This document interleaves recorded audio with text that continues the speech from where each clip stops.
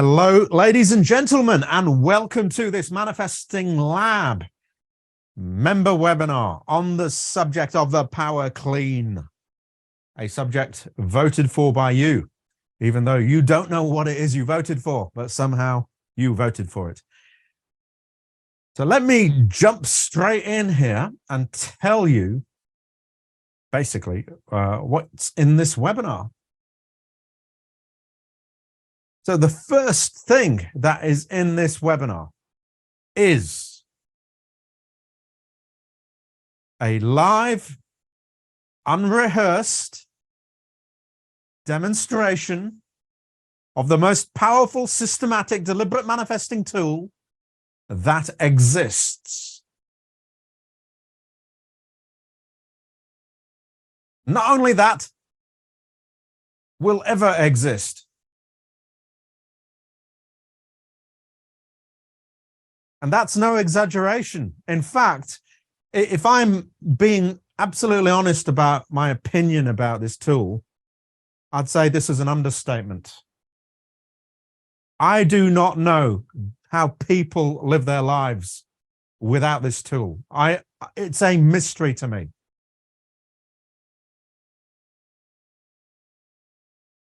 And today, for the first time in the Manifesting Lab, I'm going to show you how I use it as honestly as I can. It's a little tricky for me to demonstrate this because this tool really engages you at the deepest levels of your being. And personally, I don't want the deepest levels of my being on a webinar that's going around the internet. So I have found a way to demonstrate this tool in that kind of way without me having to get really personal about the stuff that I get involved with. So what is this tool, you're asking? Well, I will tell you in just a second, but this is no understatement. This tool is why you could say the Manifesting Lab exists. It's taken about 30 years of development. It's still developing. Today, in this webinar, you'll see the latest development to it, which is the title of the webinar. But I have to give you a warning first. This tool, in the way that I'm going to use it today, is really only to be used in this way for desires, for people who are at the creator or explorer level. And if you don't know what that means, there is a Manifesting Lab webinar called Manifesting Step by Step, where I talk about 5 levels of deliberate manifester. The people at the creator and explorer level, they have got the ability to dominantly feel good. It's pretty effortless. They can feel good naturally. It's their default place to live. So when they're choosing a mood, the mood is not going to misery, it's automatically going to a good mood. That's the levels of creator and explorer. Now, that doesn't mean you can't watch this webinar. You absolutely can if you are not at that level. And the reason for that is because you want to probably watch how I use this tool, because it gives you something to aim at. It gives you something to compare what you're doing with what I'm doing.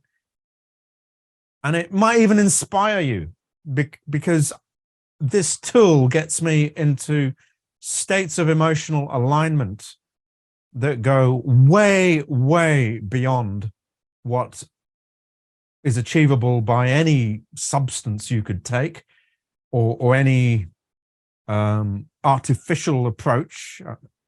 You could argue that what I'm going to show you is artificial, but it isn't. It's actually very, very natural. But it goes way beyond anything else on the planet for getting you aligned with who you are. And when you are aligned with who you are, not only does that give you incredible energy flowing through you, but your manifestations are almost effortless. Your life sort of twists and turns, and it's always an adventure, and it's always fun. And it's always an endless stream of stuff if you want the stuff. So even if you are not at that creator or explorer level, you are still going to gain something from watching this webinar. And if you have questions about the way I'm using this tool, please ask, because it may help you to reach up to that creator and explorer level. As you will see, as I use this tool, what I'm really doing is I'm directly interacting with my broader or higher self, because that's what this tool allows you to do. It is not a analytical, dull, boring thing that you fill in as you go along. It's a living, breathing consciousness.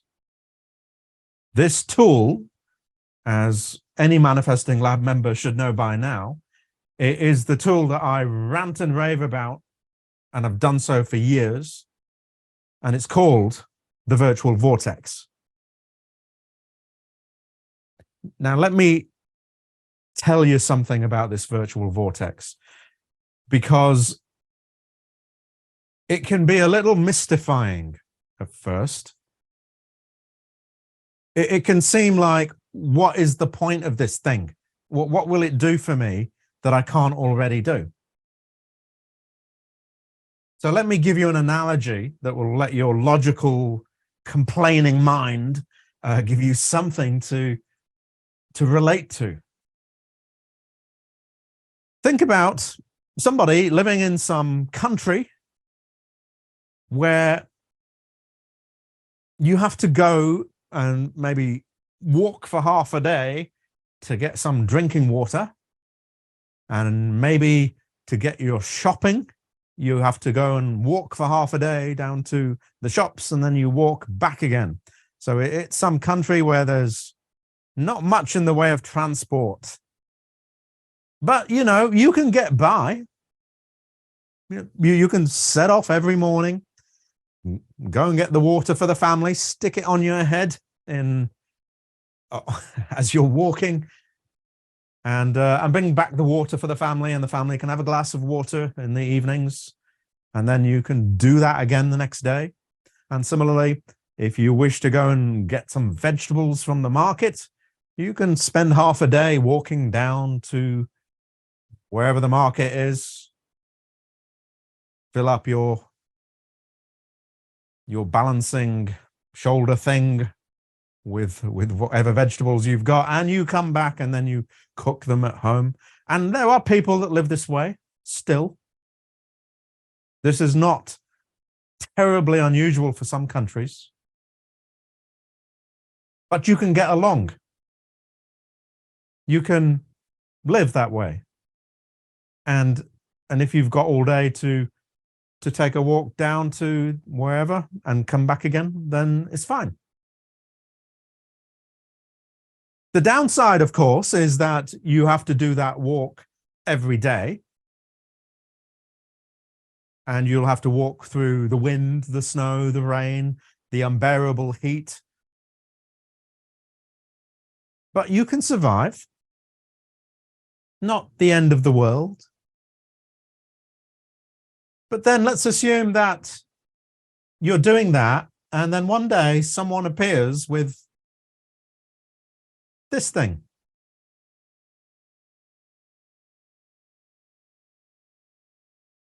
And we'll call this thing a car.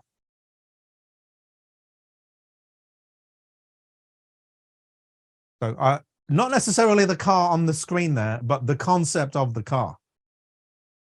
And this car, what it lets you do is, instead of spending half a day walking to get water and walking back with the water on your head, it takes 5 minutes to go there, get some water, fill up the car with water, bottles and bottles and bottles, and then come back.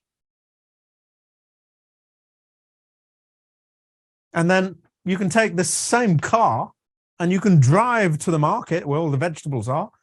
And not only that, you can fill up the car with the vegetables and then you can drive to the beach, eat your vegetables on the beach, or you can drive to the mountains. You can drive to around the countryside, and you can do all of that in a fraction of the time that it would have taken you to get the vegetables and walk home. It opens up so many possibilities.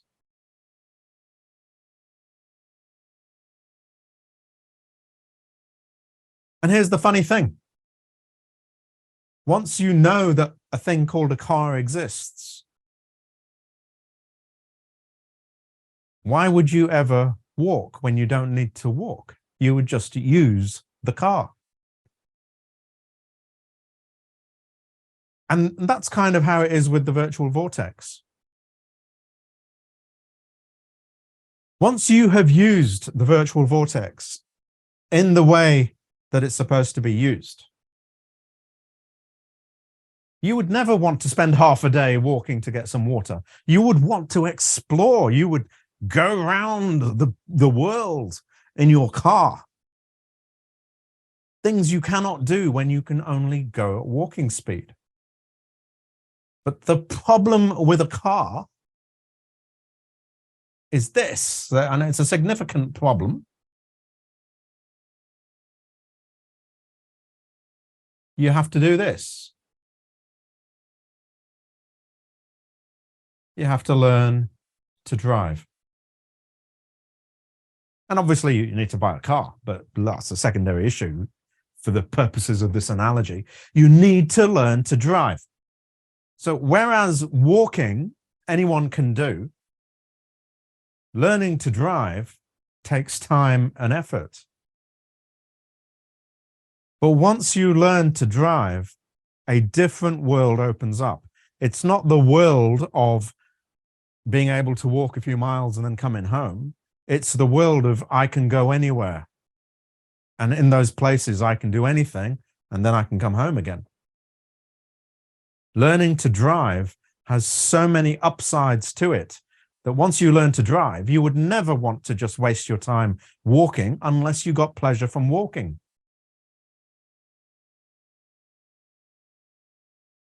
And I'm pretty sure most of the people at this webinar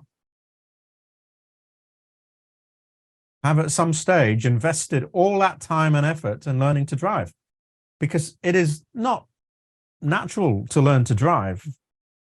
It's something you have to put time and effort in over quite a significant period of time. And most countries, they insist that you even pass a test. So it is not something that you can do straight away. But you put in the time and effort because you know what you're going to get at the end of it is the ability to be free, to go where you want to go. Go explore places, do things that you could never do if you were just on foot. This is like the virtual vortex. This is like the general public. This is like people that, even people interested in law of attraction, they will do stuff, and yeah, they can spend half a day, whatever they do to achieve whatever they achieve, and they can get by. But if you invest the time in learning to build up and use your virtual vortex, a new world opens up. A world that the person on foot will never, ever experience. It's just too far beyond what they're able to do. And what it requires you to do is invest a bit of time, bit of effort in learning how to build up this thing, how to use this thing. But once you're able to drive, it's a mystery then to you why people would walk if they don't want to walk. Because why not use the car? So that's almost my viewpoint on looking at the rest of the world. It's a mystery to me why, when this concept of the virtual vortex exists and there are people who know about it, why would you ever do things the hard way? Surely you would just jump into your car or your virtual vortex and just zoom along and not only get everything done, but have this incredible time when you can explore your vibrational world. So I have a lot of trouble, being somebody that has been using a virtual vortex for a while, in understanding why somebody who knows about the existence of this thing, in other words, a Manifesting Lab member, why they would not almost devote their life to this thing. Because I can literally spend hours in this thing. And the reason that I think it probably happens is that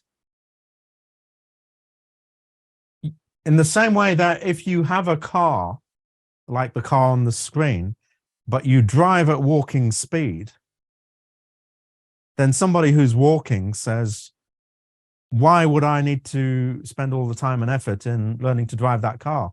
Because it doesn't go any faster than I'm going.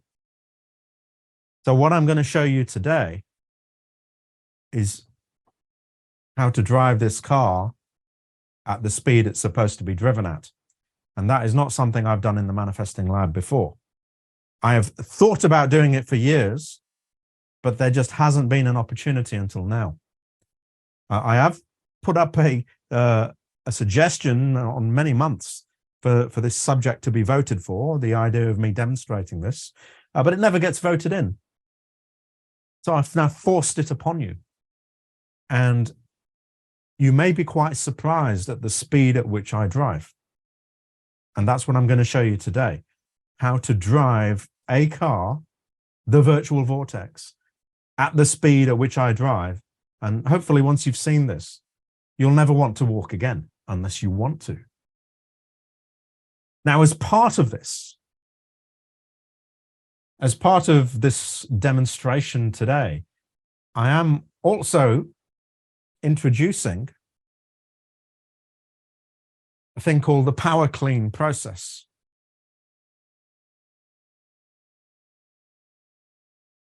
Now, one of the things I mentioned building up to this webinar was that this is going to be an advanced level webinar, and I'm not joking.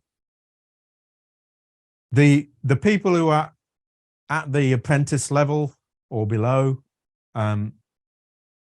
this is going to blow your mind, this stuff, what I'm going to show you. It's just going to, it may just go right over your head and you can't understand what on earth is going on. But I assure you, everything I'm going to be doing is all talked about in the Manifesting Lab in many different ways. What I'm doing today is just bringing it all together so you can see that it's a living body of knowledge that is absolutely real, absolutely usable. So the power clean process is going to seem, as it interacts with the desire molding in the Manifesting Lab, it's going to seem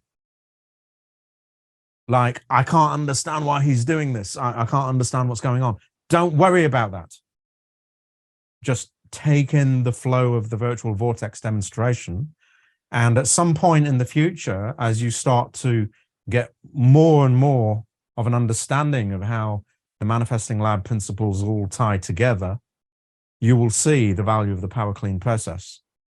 But I do not suggest you use that process unless you are at creator or explorer level. In other words, you must focus on learning to dominantly feel good first before you get involved in deliberate desire manifesting. It's absolutely essential that you do that, because you are not going to know whether you are locked into a desire in a presence-based way or an absence-based way if you do not know what dominantly feeling good feels like. So when I start getting into the desire molding aspect of the virtual vortex, which is where the power clean fits in, don't try and do that unless you have built up some degree of dominantly feeling good. Your priority has to be dominantly feeling good first. Otherwise, anything you do with desire manifesting risks adding absence to your desires, which risks blocking them even more. So just a warning. It doesn't mean you can't watch this webinar, and it doesn't mean you won't get a lot out of watching this webinar, but it does mean that don't try. I'm almost tempted to say, don't try this at home, but you should try this at home, but just try it after you've understood the principles. Now, for those of you who are up to speed with the Manifesting Lab principles, you are going to see a lot of stuff today that probably I don't even know that I haven't told you. I know that sounds like a really strange thing to say, but a lot of the ideas for the Manifesting Lab methods come from me playing around in the virtual vortex in the way I'm going to show you. And then over a period of time, I suddenly realize, oh, I'm doing this thing and I haven't told anyone that I do this thing. So hopefully today you're going to see some of those things that I don't know that I'm doing, but you, as somebody who's watching me do it, will suddenly think to yourself, aha, that's what he does. He never told us he did that. And that's not my fault, because I've spent 30 years kind of developing this thing. And it's hard to remember what it's like to be somebody who's coming to it new. So there are things in what I do that will seem to me to be really obvious, and to you will seem like a brand new method. So I wouldn't be surprised if you end up having to watch this webinar several times, especially the bit with the virtual vortex, which is going to be probably all the webinar. And you will start to see things that you never realized I did. And I probably don't know that I haven't told you that I do them. So there will probably be a lot of those. So it's well worth your time and effort in paying attention to what I'm doing, even if I'm doing it really fast. If anything isn't clear, please ask, and I will try and explain what I'm doing. Now, one thing I want to do before I jump into the demonstration of the virtual vortex and the power clean is I want to talk about this. Focus and allow, because this is what really drives the virtual vortex. The virtual vortex mirrors your life.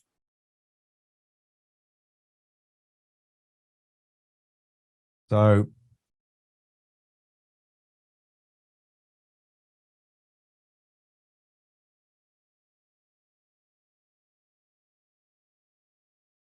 if you think about your life, if you think about anything in your life, there are only two things going on ever. You are either focusing or you're allowing. That's it. There is nothing else you do in your life.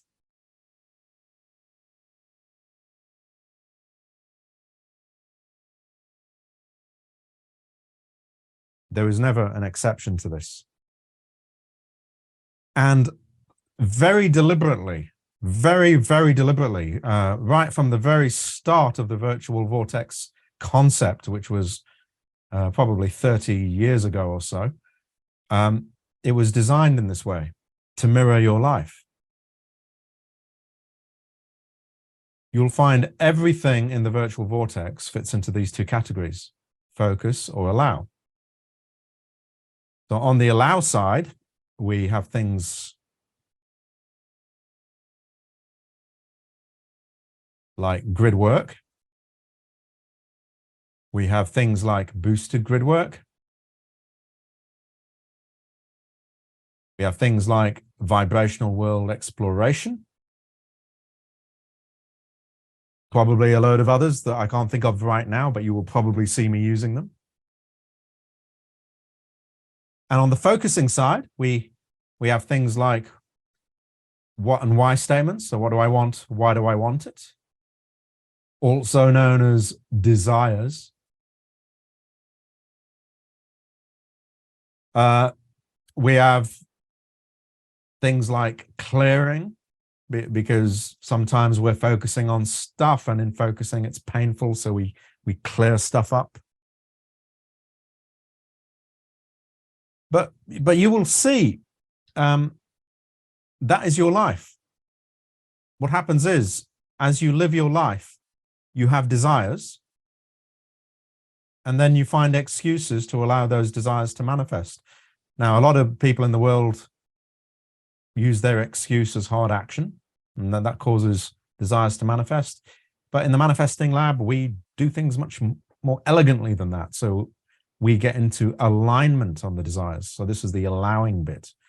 But your entire life is this. You go from focus, generating desires as a result of that focus, to allowing the desires, which then causes you to focus in a different way, and then have more desires, and then allow those desires.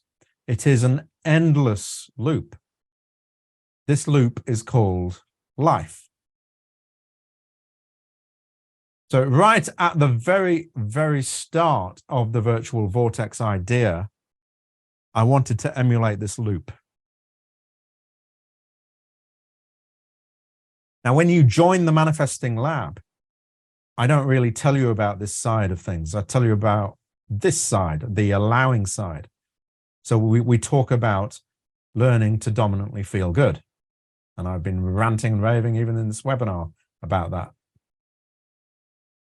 Because if you do nothing else in your life except master the allowing side, you will get everything you want in life, because the focusing side works on automatic. You don't need to think about your desires. You don't need to generate them. That happens just as a result of you living life. But what doesn't happen automatically is you allowing those desires.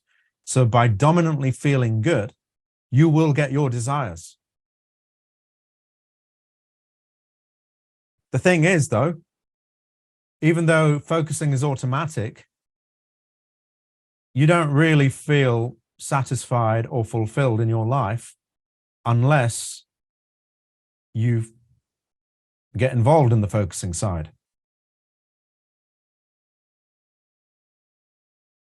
So the virtual vortex itself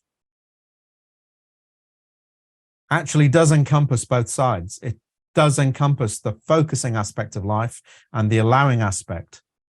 But as a manifestor who is new to these ideas, all you have to do is master the allowing side, and you will start getting your stuff. And then when you get good at allowing, then you start to move over to the focusing side.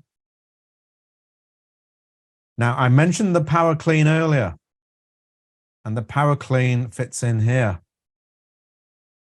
It's what I like to think of now as the missing link in the focusing side. Because there was always been a little niggly little bit that has bothered me about the focusing side of the virtual vortex. And I think the power clean addresses it.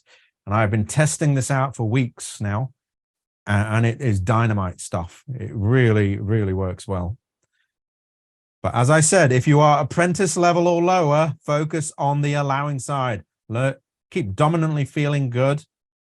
And when you're ready, then you can start to switch over to the focusing side of the virtual vortex. But the reason I am showing you this diagram is because as I use the virtual vortex, I am constantly switching from focus to allow, and then from allow to focus. As I said, there are only two things you can do in life. You can focus or allow. And the virtual vortex is a reflection of your life. And you will see as I use it that I keep switching from one to the other. And I will go at probably quite an incredible speed, and you won't even realize I'm switching over. I will try and verbalize what I'm doing. But if I'm doing this at the speed at which I think I'm going to be doing it, there may be periods where you'll wonder, what am I doing?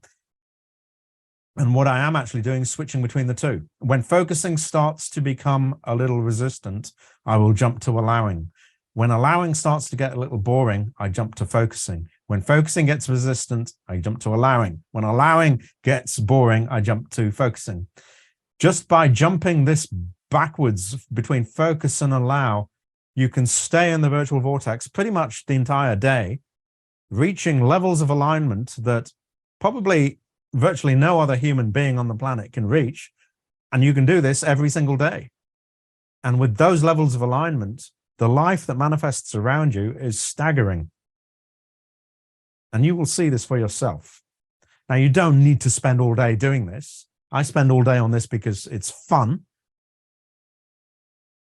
But if you just understand that the virtual vortex has no limit, if you are finding it difficult to use the virtual vortex, then you are bullying yourself. You are not having fun. Hopefully today, I'm going to show you how to have fun. So enough of the chat. I'm going to jump into this thing. But just one other thing just before I jump into this. As I said earlier, one of the problems with demonstrating the virtual vortex is that I would have to put all my stuff out there on a video for you to then look at. And I'm quite a private person. I like my stuff to be private to me, my life and all the issues I've got. Because I have issues like everyone else, because life is eternally generating desires. But I have noticed over the years of trying to teach this to people that I can sometimes fake it.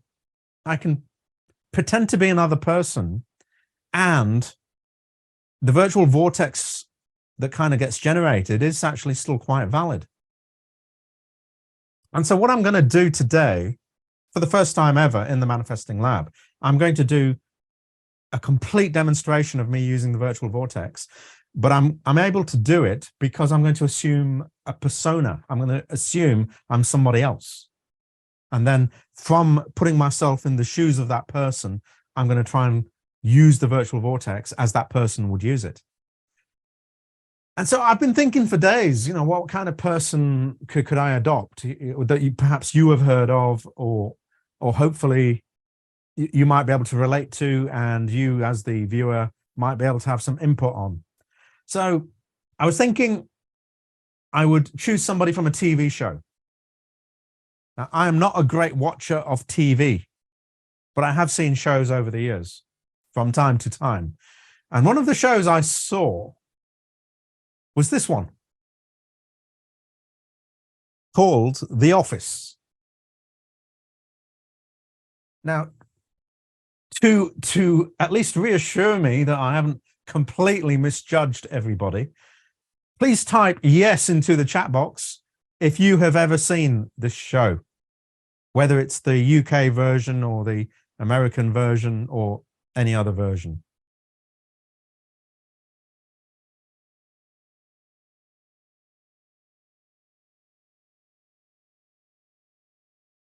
So somebody's writing no TV. Okay, but we've got a few people saying yes. Anyone else? Because it kind of also then helps me understand how much I need to explain about this person. Okay, so not that many people compared to the people here. Okay.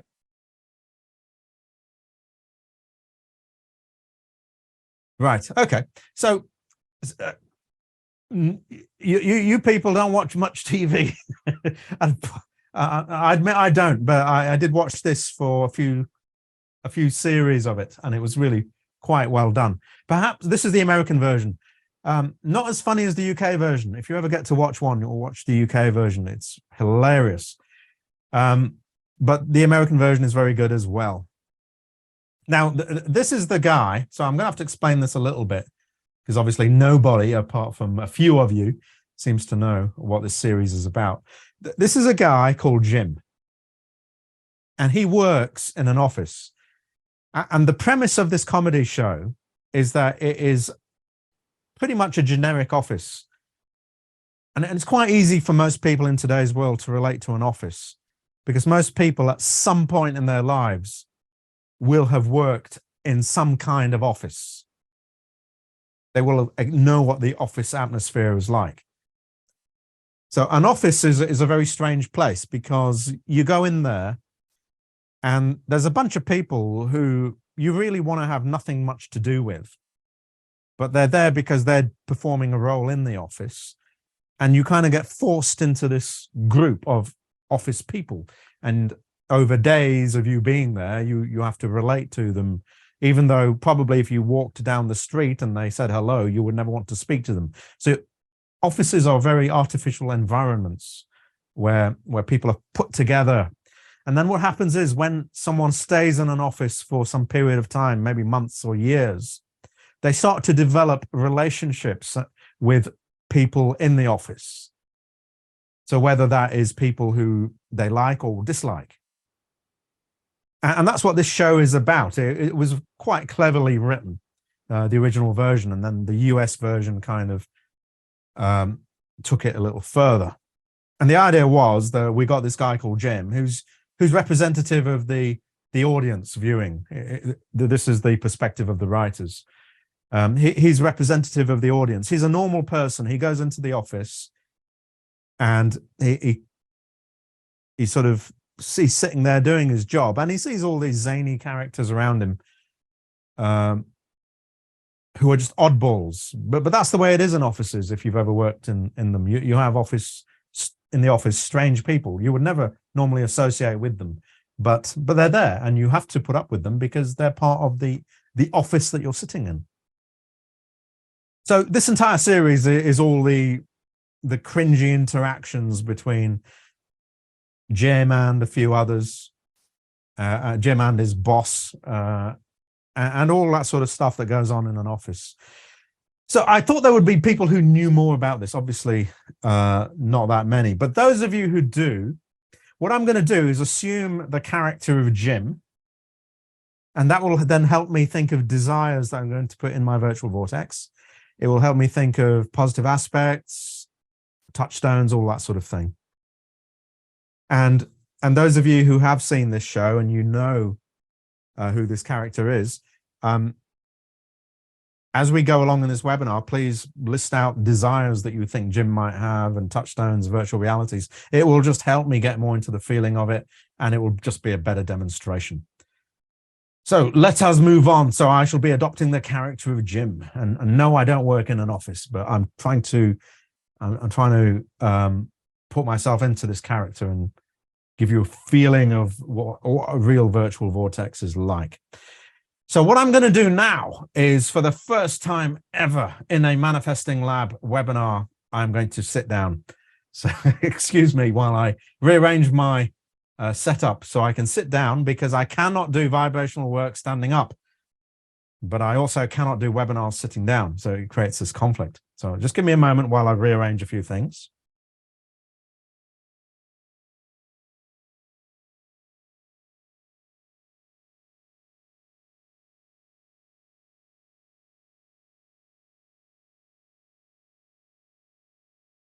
And I'm now sitting down, and you'll find that it's much harder for me to shout down the microphone when I'm sitting down, which is why I normally don't do it. So I'm now sitting in a relaxed way at my desk. And the reason I'm going to do that is I'm going to switch over to my virtual vortex, or at least the virtual vortex that I have put together for this webinar. So I'm just going to switch over.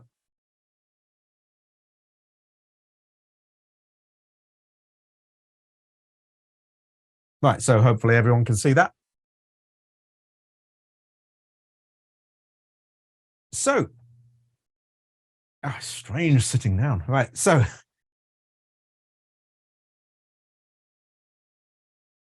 all of you, hopefully, as Manifesting Lab members, have experienced or have been introduced to the idea of the virtual vortex. It should not be a new concept to you.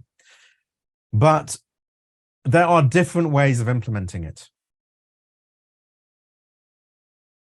Today I'm going to demonstrate the virtual vortex in some software called Obsidian.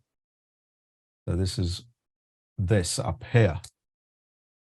And the reason I'm doing that is because the number one reason is because this is what I use these days. The number two reason is that there is a lot of stuff that I've automated in Obsidian that means that you don't have to watch me doing boring stuff like putting links in and backlinking and all this other stuff and creating desires from scratch. You don't have to watch any of that because it's all automated in my Obsidian. So Obsidian is some software that's free. You can get it from obsidian.md and you can actually download it. So now some of you for your virtual vortex will be using the Brain software. Some of you will be using the Forum software. Some of you may even be crazy enough to do the virtual vortex on paper or even other pieces of software that I don't know about. None of that is important. For the purposes of this demonstration today and for the purposes of me using the virtual vortex, all that matters is you understand the mindset I've got and the way that I'm interacting with this thing. This is not about click here to get your desire. You know, it's nothing like that. The technical aspects of how things are set up is irrelevant. What's important is the way I'm interacting emotionally with the processes. All of these processes that I'm going to use are processes that have been spoken about in the Manifesting Lab, but you're going to see me using them in the way that I normally use them. And you'll see things that to you may have been separate processes, but you'll see how they all integrate together in the virtual vortex and how the virtual vortex becomes this living, breathing entity that I'm interacting with. So the fact that I'm using Obsidian is irrelevant. Now, for those of you who do use Obsidian and you want to know what it is I'm doing to achieve a certain thing, don't ask me in this webinar. Ask me in the Obsidian forum, for those of you who joined that thing. For those of you who use the Brain and you want to know how do you do that thing, I'm not going to explain the technical aspects. I'll do that in the Brain forum. And for those of you who use the Manifesting Lab's own free forum software to implement the virtual vortex, if you are stuck on how to do a certain thing, ask in the general forum area and I will try and answer you. This is not a webinar where we're going to talk about anything technical. This is purely about showing you how a virtual vortex is used. So please keep your technical stuff for those forum areas. But what I do need to do is just spend a few moments showing you who perhaps don't use Obsidian what is on the screen here, because at least then you know roughly what I'm doing. So I've simplified my layout quite a bit, but it's still not far off what I actually do. For those of you who don't use Obsidian, let me give you a quick tour of what's going on here. In this part of the screen, this is where I do my vibrational work. Now, in whatever software you use, you will have the same. So you can see as I scroll down, there's more stuff down here. And this says positive aspects. So you can guess that what I'm doing here is positive aspects work. And then there are some links to other places, and there are some tags like peace, secure, carefree. These are all things that we've covered before in the Manifesting Lab when explaining the virtual vortex usage right at the very start. I think there was a webinar called Building Your Virtual Vortex or Growing Your Virtual Vortex, something like that. A lot of those technical details we talked about then as in relation to the forum software. So the center bit then, just to reiterate, is where I do my vibrational work.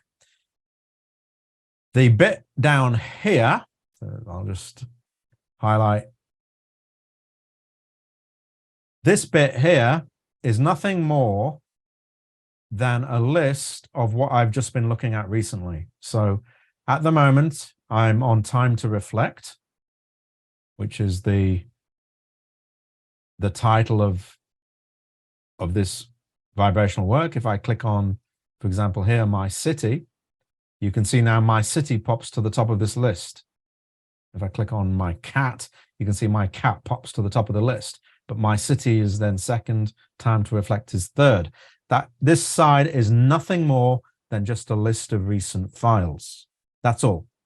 And it just helps me because as I'm zooming along, sometimes I want to jump to something that I've looked at just recently. And that then leaves us just with one other thing to explain before I get started, which is what is all of this area? What's all this about?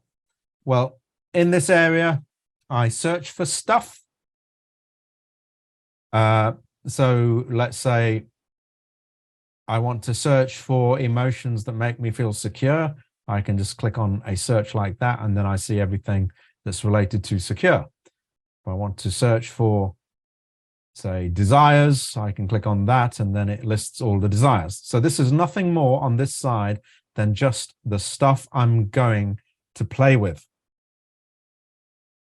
All of this is quite similarly done in the Virtual Vortex forum software and also the brain. You find stuff to play with by just doing a search for the kind of thing you want to play with. So if I want to play with the idea of carefree, I click on that and it lists out all the things I could do for carefree, which could be that, for example. A car makes me feel carefree. And there's a tag for carefree up there. So that's all that it is. That's all you need to know, really. I'm just searching for stuff in this area. This is the recent stuff, and this area in the center is where I do the vibrational work. Now, what I have done is, and I'm just going to click on one other thing, which shows you all the stuff I've put in the Virtual Vortex so far. What I have done is put a few things in the Virtual Vortex just to get started. Now, these are all suggestions that people have made previously. Just things I can click on. Now, this emulates the concept of, say, a new Manifesting Lab member that just has a few things in their Virtual Vortex. So that might be a bit like yours. You might just have a few things in there. Not much, but a few things. So what I'm going to do is I'm going to start to build out the Virtual Vortex and just play around with it, and you'll see how fast it grows. You'll see how I put things together.